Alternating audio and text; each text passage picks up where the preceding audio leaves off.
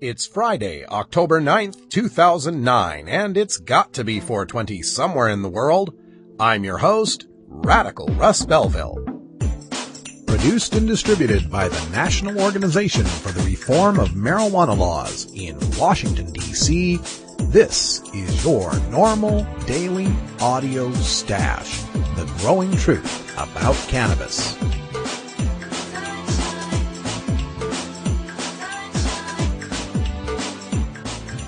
Welcome to the most popular podcast regarding marijuana in all of America and all the world, featuring interviews with scientists, politicians, doctors, prohibition policy activists, regular cannabis consumers, musicians, and NORML staff and NORML's board of directors, along with music and comedy no other podcast can offer. You can always find out more about our show at our website, stash.norml.org, and continue the education and conversation on our blog as well.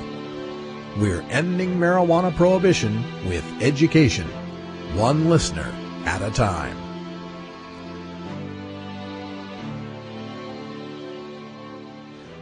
The podcasting and blogging technology for the NORML Daily Audio Stash is provided by Red Aphid Interactive Media. For your professional web design needs, visit redaphid.com. Good day, Stashers, and welcome to the podcast. I'm back home here in beautiful Potland, Oregon. It's not a typo, it's a way of life. And we're all set up here in the home studio for what should be a continuing series of daily audio stashes. But a couple words about that. I've been fielding some comments from folks on the blog who are disappointed that the daily audio stash hasn't been coming out daily while I'm out on the road. A couple things. Number one, the Daily Show with Jon Stewart only comes out Monday through Thursday, and they take 3-week vacations every 3 months. I haven't had a vacation in 5 years. And while I do intend to make this a daily podcast, you will have to forgive me if every now and then I get sick, or I'm in an airplane for 9 hours for the day, or I'm just in a situation that is not conducive to putting together a podcast. Now, you are entitled to a full refund of your monthly subscription price if you're not satisfied with the output of the Daily Audio Stash. Oh, wait, it's free. I forgot about that part. But folks, I guess it's kind of a high-class problem to have if you're so loving the Daily Audio Stash that you go through these withdrawals when you don't get it. So I'll take it as a compliment. But please, folks, give me a little bit of a break. I do wish we had some guest hosts or other people that could help me out. But NORML is a nonprofit organization with a very, very limited budget. If we had the money to be able to hire the extra talent to give me a hand, believe me, we would. Already we're getting a ton of help from you stashers who post all the news links in the Fresh Stash. That helps me a whole bunch when it comes to putting together the stories for the podcast. And we got people like Marijuana Music Awards, Terry Joyce, Steve Bloom, Dave Bienenstock, Danny Danko, Dr. Mitch Earlywine, and others who continue to contribute to the stash to give us all the fine audio that we get day after day after day. So we'll do the best we can with the resources we have, but if every now and then we miss a day, please go easy on us, okay?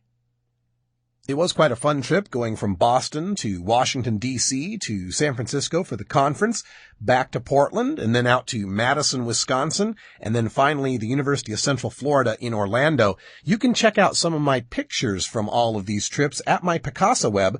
It's at picasaweb.google.com/radicalruss. That's Picasa web, Picasa web. It's a Google product. And there's a few pictures that are also being added up at the norml.org/conference site, so check those out as well. Got some amazing memories I'll never forget. In Boston, I love the point where I was interviewing Toby Greer, the mixed martial artist, and I put my fists up as if we were going to have one of those pre-fight photographs. I like to call that the last thing I ever got away with doing. In Washington, D.C., I get to spend 2 days camping out in the guest bedroom of Keith Strop at his home in Falls Church, Virginia. And boy, we had some late night long conversations. I can't go into them here, but some stuff that I learned and I'll never forget. Of course, the NORML National Conference in San Francisco was legendary, and the photos and stories will continue on stashes to come. Also, you can check out a lot of the audio from the NORML National Conference. I've been putting it on the stash, as well as our NORML special events feed for the longer versions. You can find that feed on the right-hand sidebar. You may have to scroll down a bit, but you'll find it, special events.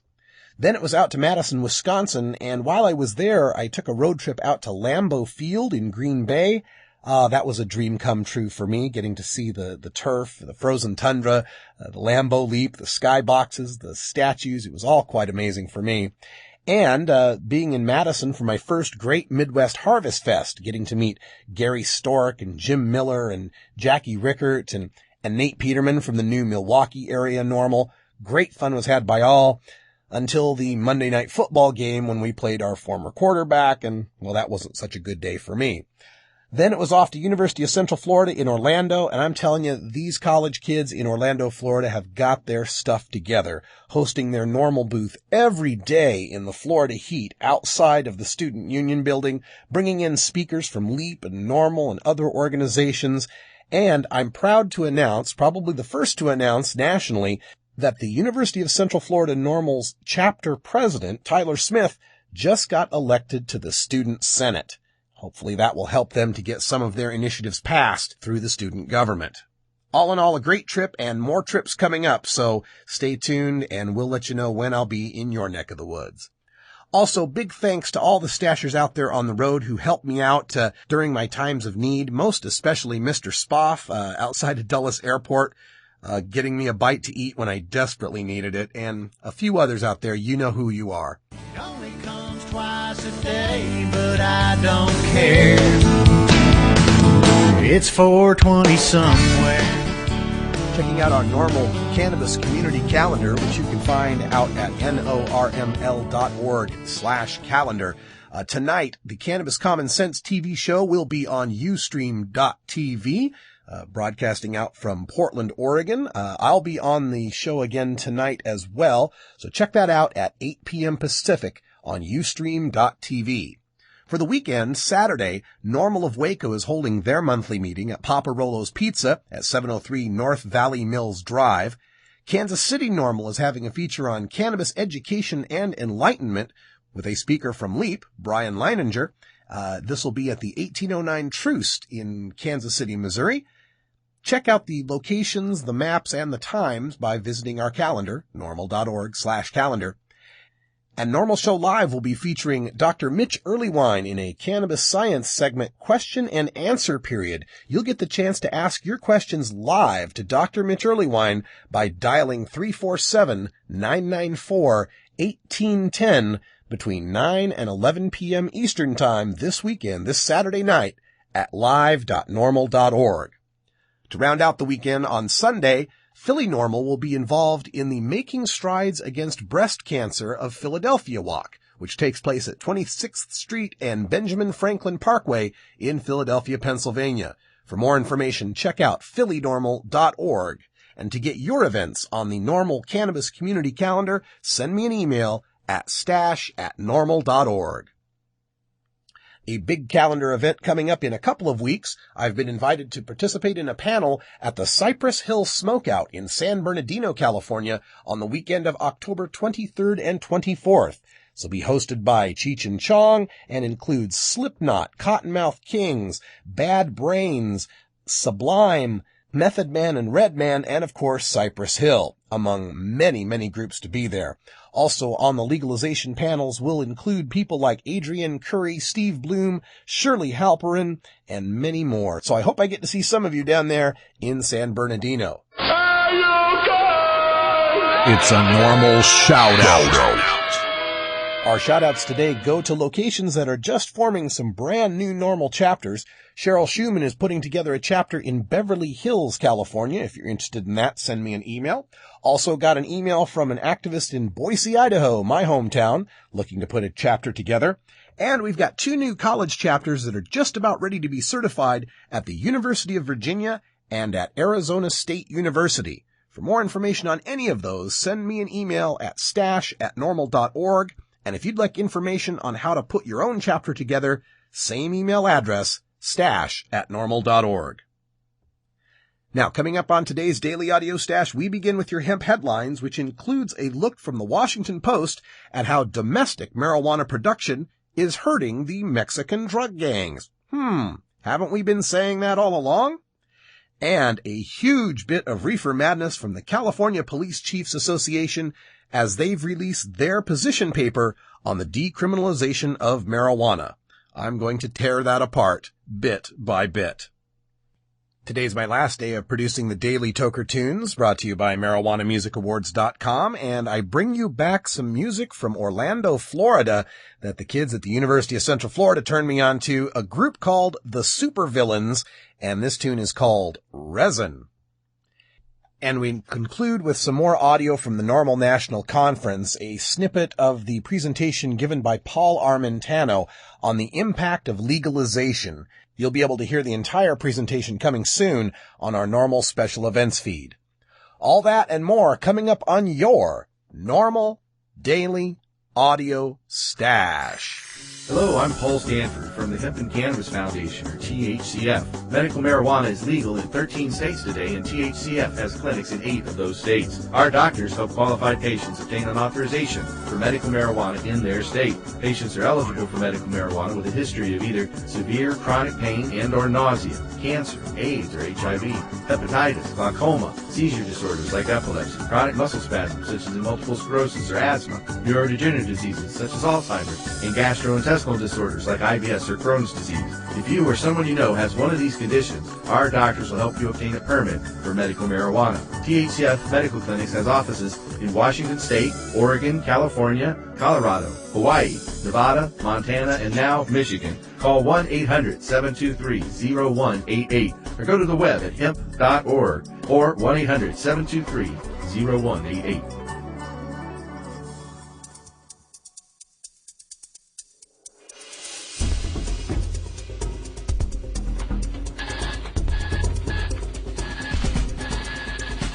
Now it's time to take a look at the latest stories about marijuana from news organizations across America and around the world in our NORML Daily Audio Stash, Hemp Headlines.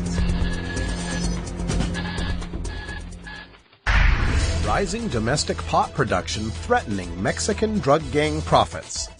From the Washington Post, Arcata, California.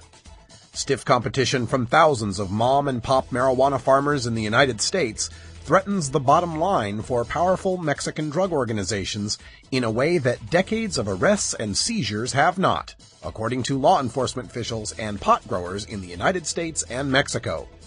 Illicit pot production in the United States has been increasing steadily for decades, but recent changes in state laws that allow the use and cultivation of marijuana for medical purposes are giving U.S. growers a competitive advantage, challenging the traditional dominance of the Mexican traffickers who once made brands such as Acapulco Gold the standard for quality.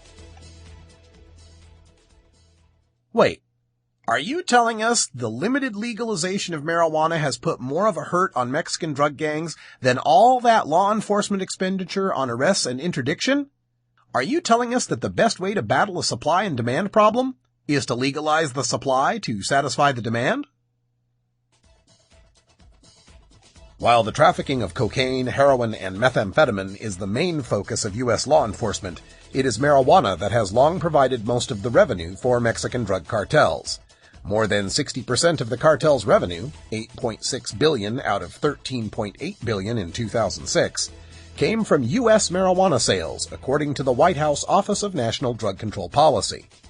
The exact dimensions of the U.S. marijuana market are unknown. The 2007 National Survey on Drug Use and Health estimated that 14.4 million Americans aged 12 and over had used marijuana in the past month. More than 10% of the U.S. population reported smoking pot once in the past year. There's no better marijuana on the planet than American-grown marijuana. We'd be more than happy to put Mexican growers out of business. Just let us grow our own. In addition to the elimination of 60% of violent drug gangs' revenue, we'd also create many new jobs right here when we're in an unemployment slump. It would also drive demand for all the stuff growers need, like lights, fertilizer, timers, air conditioning, air filtration, grow house construction, and so on. Then there are the payroll taxes and sales taxes we'd raise from legal marijuana. So many who oppose this common-sense solution fear that we'd be sending the message that it's okay to smoke pot. Well, the messages we've been sending so far haven't convinced anyone to not smoke pot, so are we just funding Mexican violent drug gangs out of stubbornness? Forget about messages. People like to smoke pot, period. Accept that reality that millions of us like to use cannabis responsibly, and that the only harms to society from its use are due to its prohibition, not the cannabis. Marijuana is an addictive drug which produces in its users insanity, criminality, and death. Marijuana is the most violence-causing drug in the history of mankind. If the hideous monster Frankenstein came face to face with the monster of marijuana, he would drop dead from fright. Reefer Madness. California Police Chiefs Association position paper on the decriminalization of marijuana, Truth Edition. The prohibitionists are at their wits' end. 56% of the voters in California are saying they want legalization. The state's own taxation board is saying legalization would bring in $1.4 billion in revenue to the state. Medical marijuana is becoming acceptable in more and more states across the country. To fight back, the California Police Chiefs Association, motto, "We know more about medicine than doctors," have been encouraging local authorities to bring the hammer down on the medical marijuana dispensary system. NORML's Paul Armentano details a meeting of California cops and the subsequent announcement by the Los Angeles County DA that this abuse will be shut down. Check out NORML.org for that posting. So I'm going to focus on this new position paper from the CPCA, where the cops tell you how terrible a predicament we're in because of medical marijuana in California. However, unlike the California cops, I will provide hyperlinks and citations to unbiased, double-blind, peer-reviewed scientific research and the government's own statistics. It has become clear, despite the claims of use by critically ill people, that only about 2% of those using crude marijuana for medicine are critically ill. The vast majority of those using crude marijuana as medicine are young and are using the substance to be under the influence of THC and have no critical medical condition. 2%? Why, that sounds like a statistic. Or is it just a wild-ass guess? Since they don't provide citations, I have to assume they're referring to the California Narcotics Officers Association paper that made that 2% claim. Instead, I'm going to look at Dale Geringer and Dr. Todd McArea's work that documented the conditions suffered by 2,480 California patients they surveyed, which showed that 4.6% used it for nausea or appetite loss, 9.2% for spasms or convulsions, 7.2% for migraines or neuralgias, 17.5% for arthritis, 14.8% for spinal or skeletal pain, 2.3% for traumatic injury, 2.7% for gastrointestinal disorders, 1.2% for other inflammatory diseases, 26.6% for mood disorders, 2.9% for insomnia, 5.5% for alcoholism or heroin dependence, 1.0% for glaucoma and eye diseases, 2.1% for asthma, and 2.5% that were called miscellaneous. Now, we can debate how critical a medical condition some things are, like migraines or insomnia, but to assert that 49 out of 50 Californians using medical marijuana are only doing so just to be under the influence is ludicrous.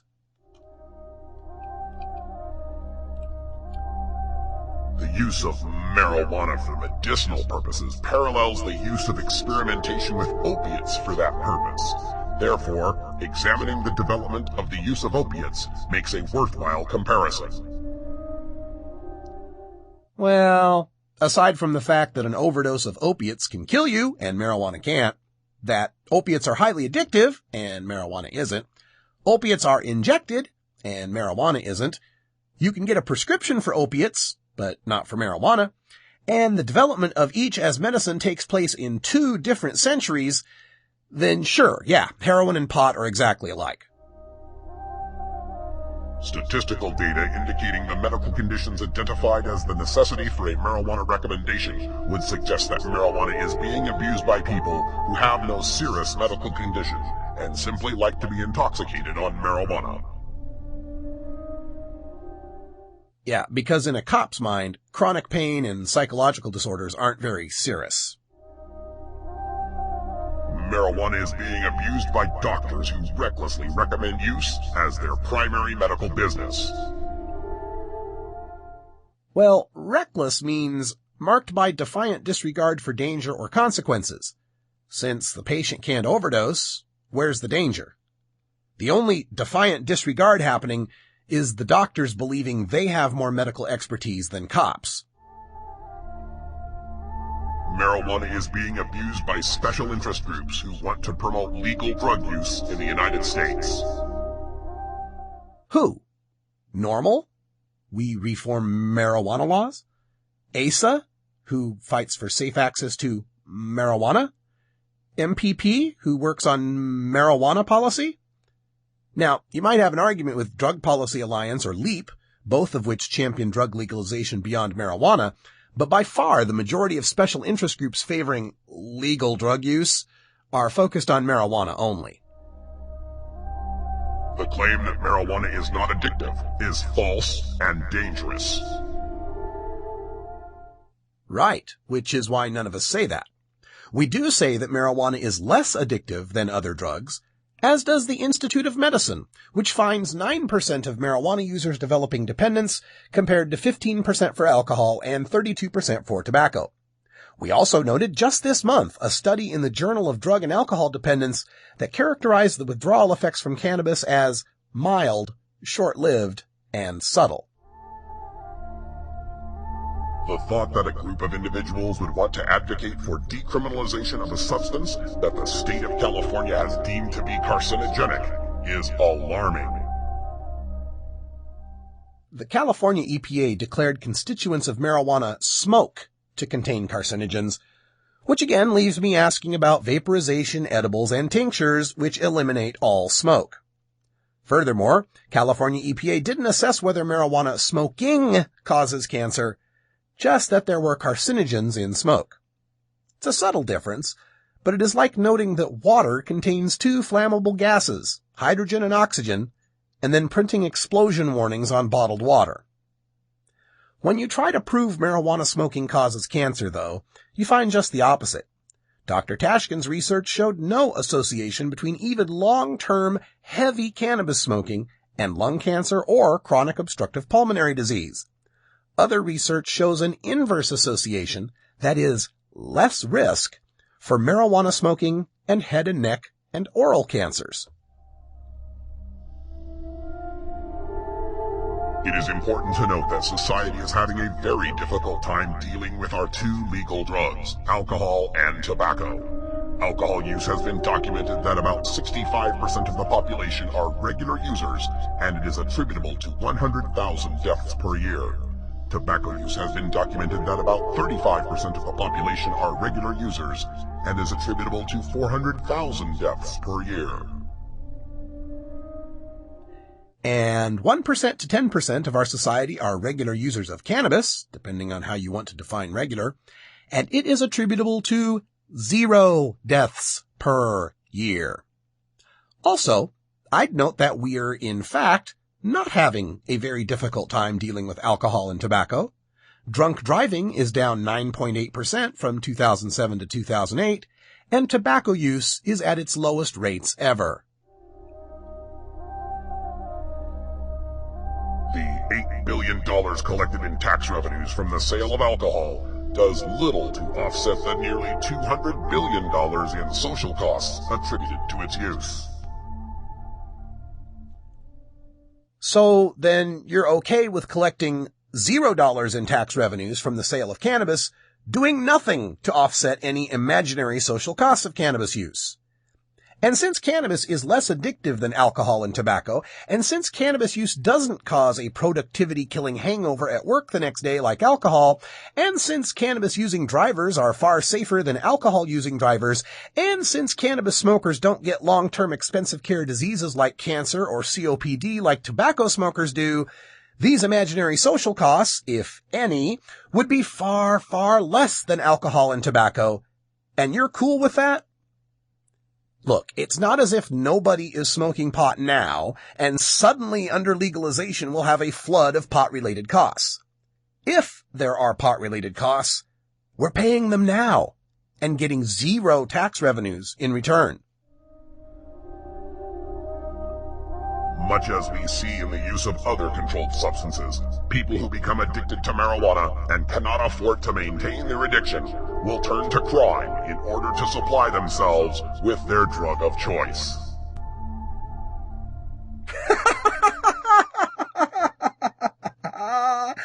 Sometimes they make me laugh so hard I can barely type. Please, show me the marijuana addict who jonesed so hard for purple kush he was forced to rob a convenience store for a fix.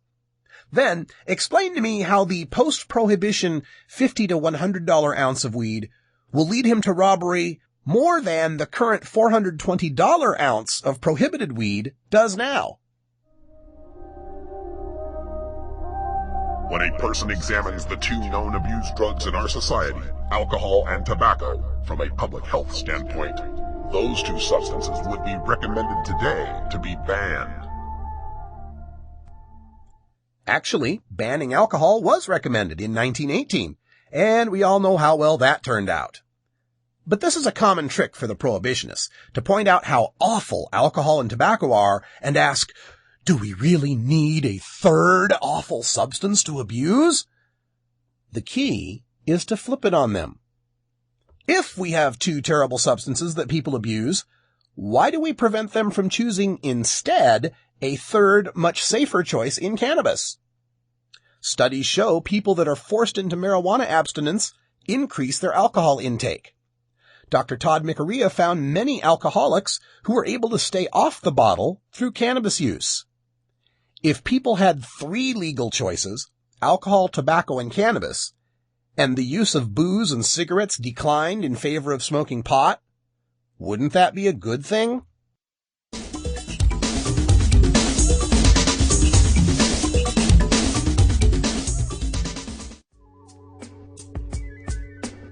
If I were to tell you that in America, right now, over 1 million children sell marijuana, what would you think? Would you think that any public policy that creates over 1 million teenage marijuana dealers needs to be re-examined and possibly amended? You would not be alone. The members of the National Organization for the Reform of Marijuana Laws, aka NORML, have been working since 1970 to reform marijuana laws such that responsible adults, not children, sell and use marijuana. Isn't it high time to reform America's misguided marijuana laws? This is Alan St. Pierre, Executive Director of NORML in Washington, D.C. Only concerned citizens can effectively end the federal government's nearly 70-year-old prohibition on responsible adult marijuana sales and use. Want to know more about how you can help? Contact us at NORML, toll-free, 888-67-NORML, or by visiting the organization's popular and informative webpage at NORML, NORML.org.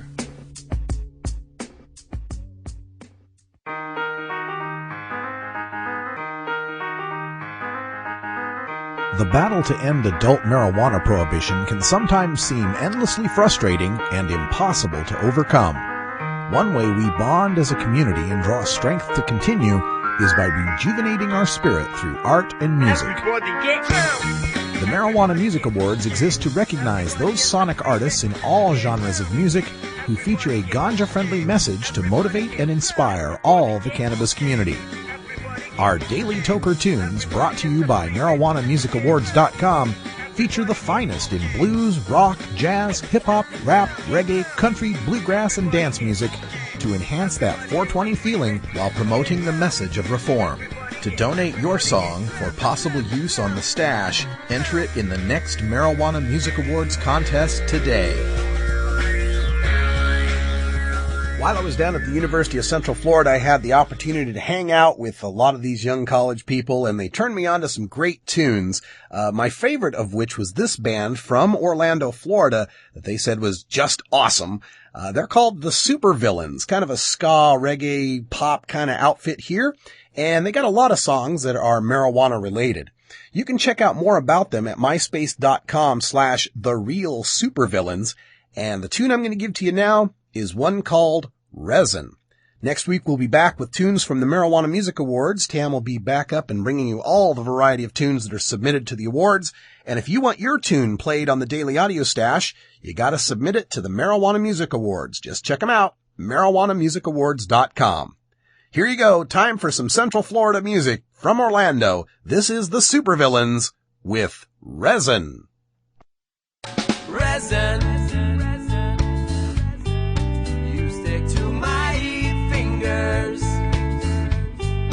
But you get me high, and you get me by, and so I figure, whoa, resin,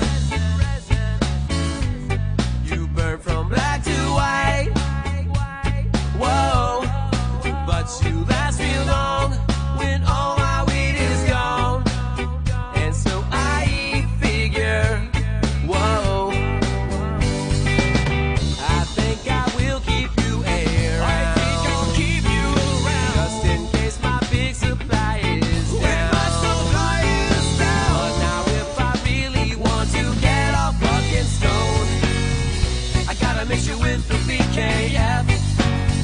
And now I know what to do when Mary is gone. I just hook up with her available friend Resin, and I said, I know what to do when Mary is gone. I just hook up with her available friend Resin.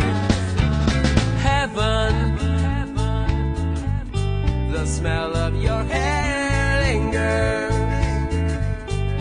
But you stay all night, even when we fight, and so I figure, whoa, resin, you stick to my fingers, but you get me high, and you get me by, and so I figure, whoa.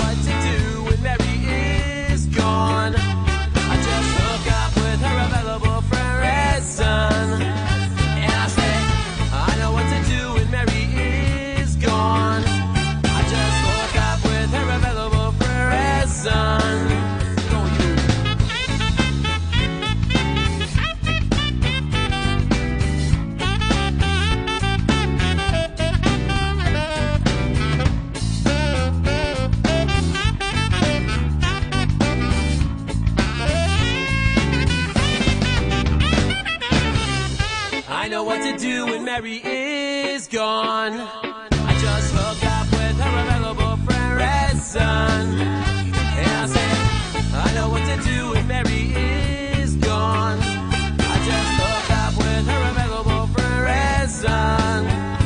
Whoa.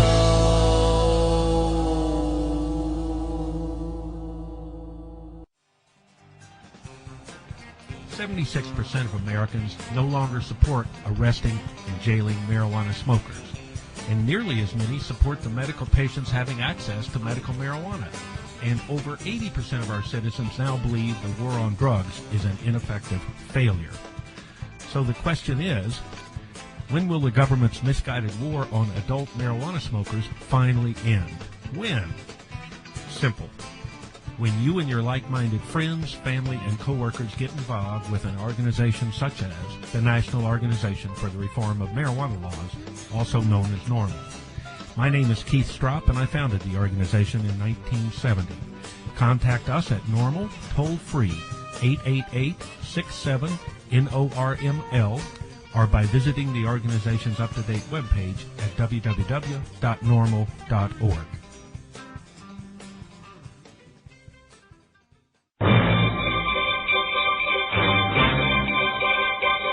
For almost 40 years, NORML has been the place to go for the latest studies and news on marijuana science, policy, and activism. For over a decade, one man at NORML has written and reviewed more studies and news stories regarding marijuana than almost anyone on the planet. First as senior policy analyst and now as deputy director, NORML's Paul Armentano has written for major newspapers, academic journals, and magazines on the subject of cannabis, and is frequently requested as an expert witness in the courtroom. His knowledge and experience are an amazing asset to the cannabis community. Available to you now in a segment we call Behind the Headlines with Paul Armentano. One of the best received presentations at the NORML National Conference was delivered by NORML Deputy Director Paul Armentano, who delivered a blizzard of facts and figures from the latest studies on marijuana. We bring you a short excerpt from that presentation. This is Paul Armentano with the impact of legalization. A topic that's actually discussed in the media quite a bit.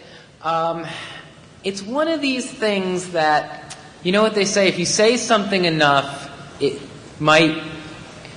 might begin to convince people it's true. And this issue we're going to talk about is what happens when, in fact, you begin removing some of the restrictions of marijuana prohibition. How does that change, if at all, people's attitudes toward marijuana, people's access toward marijuana, and the use of marijuana? And particularly when we're asking these questions, the focus tends to be on young people. So I just made a few slides to give people some broad information about this general topic, because we do have, as Alan said, some terrific speakers that will follow me who have done some original work on this topic, and I really want them to talk about their work, and quite frankly, their work will speak for themselves. I've called this short slide presentation Cannabis Liberalization, Assumptions and Facts Regarding Its Impact on Youth. And that title is actually in some ways a nod to the book published now just over 10 years ago by the late, great John Morgan and also Lynn Zimmer, who is also no longer with us. It's a terrific book. If you've never read it, you really ought to. It's still as relevant today as when they wrote it. The alternate title to this presentation could have been, if I were to take a page from our opponents, It's All About the Children. Because we all know that when we're talking about marijuana, it's always all about the children. So, when you talk to those that support maintaining the criminal prohibition of marijuana, and I know we don't necessarily go out of our way to talk to people that hold that position, but, you know, every once in a while you really ought to, at least a couple times a month. And you ask them why they support the current policy, and they'll say consistently that by enacting prohibition and by aggressively enforcing criminal prohibition, we are significantly influencing youth access to marijuana, youth's attitudes toward marijuana, and adolescents' use of marijuana. The interesting thing is that not only do they may actually believe this, but when you look at the data that we have available, you see that all of those assumptions are in fact incorrect. So, assumption number 1.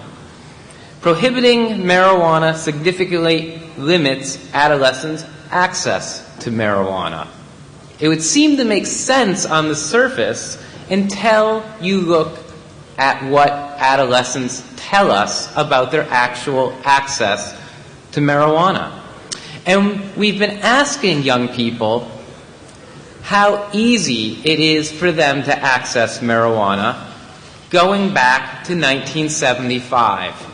The University of Michigan at Ann Arbor has been polling young people, 8th graders, 10th graders, and 12th graders, in some cases for more than 30 years. And this is what they tell us. more than 85% of teenagers say that marijuana is fairly easy or very easy to get. And that's to quote their words. This percentage has never changed. Over 85% of young people said it was fairly easy or very easy to get marijuana in 1975. In 2008, the same percentage say that, despite the fact that we have imposed tougher marijuana laws, despite the fact that we spend far more money today on marijuana interdiction, and despite the fact that we pay for so-called public education campaigns in schools targeting young people. The CASA, C-A-S-A, Center for Alcohol and Substance Abuse at Columbia University, a organization that backs the continuation of marijuana prohibition vigorously.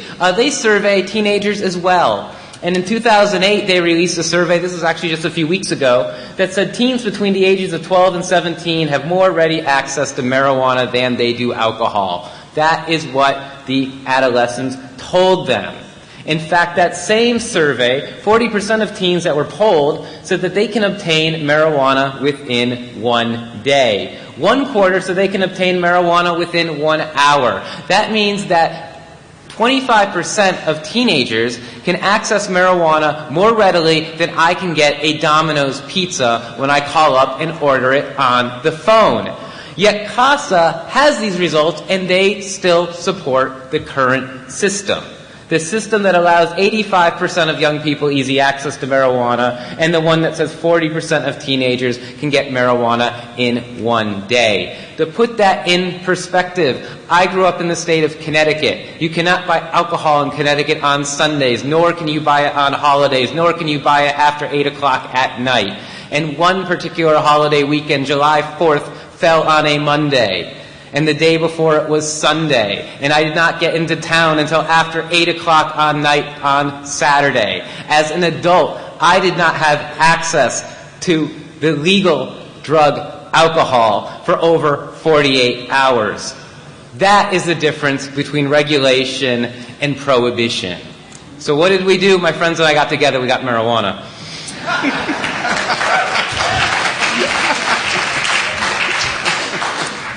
Okay, moving forward, because I don't want to hold up today any longer than it's already been held up. Let's go to assumption number 2. This would be criminalizing marijuana significantly influences youth attitudes toward marijuana. This is the idea that by making marijuana illegal, young people will think it is terribly bad, it is horrible, and they will simply avoid it. We will change young people's perceptions of marijuana by prohibiting it. Once again, we don't see much cause and effect. The National Survey on Drug Use and Health has also, like Monitoring the Future, been asking teenagers if they think there is great risk in using marijuana, and they have been doing this consistently now for several decades. And what you see is sometimes young people think there is risk from marijuana. Other years, you ask young people, they don't see as great a risk. It essentially ebbs and flows, irrespective of changes in law or changes in policy or increases in arrests. The federal government actually did a study, and they wanted to see if, in fact, liberalization of state laws, so-called decriminalization of marijuana, actually impacted the way young people thought about marijuana in their states. And they concluded that overall, the preponderance of the evidence which we have gathered, examined, points to the conclusion that decriminalization has had virtually no effect either on marijuana use or on related attitudes and belief about marijuana among America's young people. Now, you're going to look at that citation, and I put it up there on purpose, and say, you know, Paul, you just cherry-pick your data. You're citing a paper from 1982. That's a bit dated. Well, you know, I'd actually love to cite a newer paper, but to date, this is the only time the federal government has actually conducted this review. The only time they looked to see if decriminalization in states impacted youth's attitudes. And I suppose you can all guess why they have not conducted a follow-up study. They didn't like this result. So the third part of this equation, and this is really the key part. Okay, so maybe prohibition isn't significantly limiting access, and perhaps it isn't changing young people's attitudes, but it's got to have some impact on young people using marijuana, right? There have to be fewer younger people using marijuana when you enforce prohibition, impose prohibition. That's the working theory. That's what people that want to maintain the current policy will tell you. Well, once again, when you actually ask people and you look at survey data, you don't see this to be the case. University of Washington in 2008 did a study, and they found that there's no evidence that the decriminalization of marijuana by certain states or the deprioritization of marijuana enforcement in municipalities caused an increase in marijuana use or related problems. The Institute of Medicine looked at this issue as well, and they said in sum, there's little evidence that decriminalization of marijuana use necessarily leads to a substantial increase in marijuana use. Robert McCune, who's on our panel, has looked at this issue as well, and he's looked at the way liberalization of marijuana laws in other countries, in other regions of other countries. Does that have any impact on use? And in many of the studies and reviews that he has done, and some with his partner Peter Reuter in this case, have also found that there is not necessarily an increase in use when you liberalize marijuana laws. And this has been found time and time again. In fact, we have a list of about 24 studies and reviews on the NORML website, including this one from 1989 by Eric Singal, Journal of Public Health. The available evidence indicates that the decriminalization of marijuana possession has had little or no impact on rates of use. So, that's some material to give you a general sort of understanding of this issue. There's 2 studies that are fairly recent that I do want to highlight that are not by individuals that have joined me on this panel.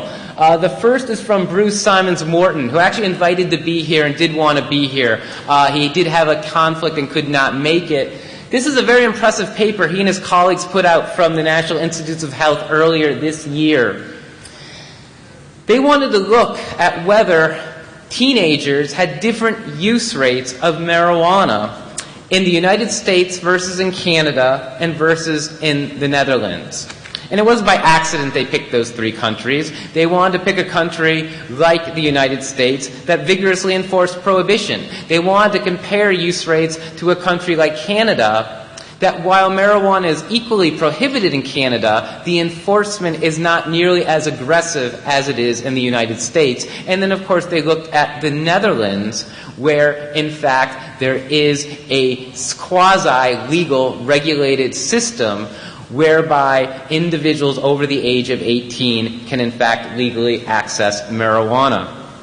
And what they found when you looked at survey data of about 5,000 10th graders is that particularly among boys, if you look at these numbers, marijuana use among young people was essentially the same, regardless of what country they were in. 33% of young males in America reported having used marijuana. This is 10th graders. 32% of boys in Canada reported using marijuana. And in the Netherlands, it was slightly lower, 29%. Really, the only difference you see in these figures is among young 10th grade females in the Netherlands, where you actually do have a decline in use compared to these other countries. So what did they conclude? What they concluded was that there was little evidence of correspondence between cannabis prevalence and policy. The data provide no evidence that strict cannabis laws in the United States provide protective effects compared to similarly restrictive but less vigorously enforced laws in place in Canada, and that the regulated access approach in the Netherlands. Given the cross-sectional nature of this research, the data provide no evidence of a causal association between national policies and substance use. So, the final slide, and this one I actually find very interesting as well. This was done by Lloyd Johnson and colleagues. Lloyd Johnson is the primary author of the University of Michigan at Ann Arbor study that's been conducted every year since 1995. He's been asking young people the questions of, if they use marijuana. Do they use it every month? Have they ever used it? Do they use it every year? And he's collected this data.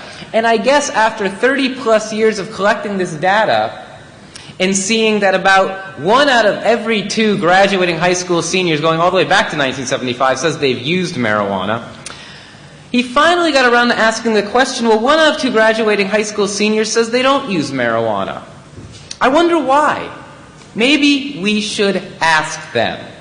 And it's interesting to note that in the discussion of the study that he published in 2008, he begins by saying no long-term nationally representative studies are available investigating the reasons for either abstaining from or quitting marijuana among youth. Now think about that statement for a second. We spend as a country tens of billions of dollars annually to allegedly discourage young people from using marijuana. The arrests that you see every year, the 850,000 of them, 25% of which are actually for people under age 18, the same young people they claim they're trying to protect.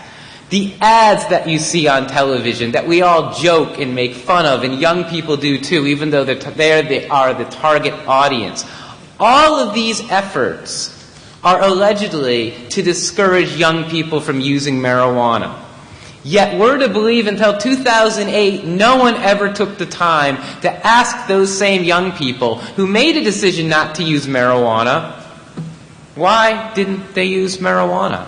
Or why did they try marijuana at some point and then decide they weren't going to use it anymore? So to his credit, Johnson and McElrath, they looked through data going back to the mid-1970s, and they said, why, in fact, do these young people that don't use marijuana, why did they decide not to use marijuana? And it's very interesting what they found. There were 19 different reasons that young people self-reported for either having given up marijuana or never tried using marijuana in the first place. And just as notable as the reasons they gave are the reasons young people didn't give. Number one reason young people said they don't use marijuana, they were concerned that there could be negative health effects. I think that's a very valid reason for young people to not necessarily use marijuana. It's a logical reason, and it shows that we ought to give young people a lot more credit than simply by lying to them. Number two reason why young people don't use marijuana, they just don't like the way it makes them feel. Well, there again, naturally, of course, if young people don't like the way marijuana makes them feel, they're not going to continue to use marijuana. Number three, and I think this is really interesting, their parents might disapprove of their use of marijuana. I'm a parent, and parents in this room, if you're concerned about your child using marijuana, make it clear to them that as a parent, this is an issue that's important to you, and provide that parental guidance for them. You notice young people didn't say the federal government might disapprove of them using marijuana, the DARE officer might disapprove, the cop on their beat down the street might disapprove. No, the answer they gave was their parents might disapprove. Number four, young people perceive there might be a gateway effect, which to that I say if you tell a lie long enough, some people begin to think it might be true. Number five, it's simply, they said, it's against my beliefs. Interestingly, the fear of getting arrested, which I would argue actually should be a valid fear for young people, given that 25% of the 850,000 people arrested are in fact under 18, that was listed as number 9. That was well down the list. The final reasons they gave, the reasons that had the least support for why young people didn't use marijuana, were all related to prohibition. The reason that fewest young people gave for not using marijuana was they couldn't access marijuana.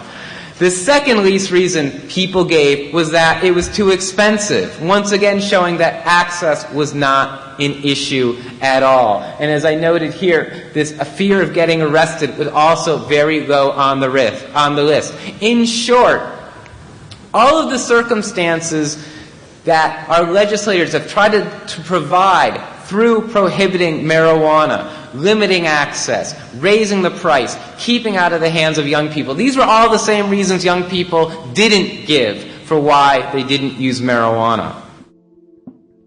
Thank you for downloading the NORML Daily Audio Stash, the growing truth about cannabis. We are produced by the National Organization for the Reform of Marijuana Laws in Washington, D.C. Our executive producer is Alan St. Pierre. Our deputy director is Paul Armentano. Our webmaster is Brian Judy. And web production is provided by Red Aphid Interactive Media. As always, you can catch up on the latest information about marijuana at www.norml.org. And you can interact and download from our Audio Stash blog at stash.norml.org.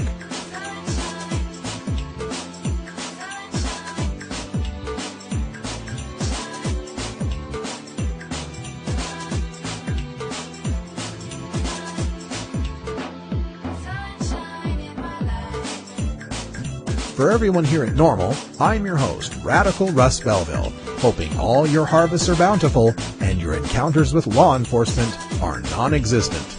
Leave you today with a reminder to check me out on the Cannabis Common Sense TV show, which will be happening live at 8 p.m. Pacific Time tonight on Ustream.tv. The show is also archived after the broadcast, so you can catch it anytime you like after about 9 p.m. Pacific Time. And tomorrow, Saturday, NORML Show Live goes on the air with a special cannabis science episode featuring Dr. Mitch Earlywine. You can get your questions about marijuana health, use, society, anything you want to know by asking Dr. Mitch at our phone number 347-994-1810. The show begins at 6 p.m. Pacific Time, 9 p.m. Eastern Time, and we'll be taking your calls throughout the entire show. Thanks to everybody who helped me on the Puff Puff Pass tour, and we're looking to put another tour together, so if you'd like us to come to your town and deliver the growing truth about cannabis, send me an email at stash@norml.org. And until next time, take care of each other, tokers.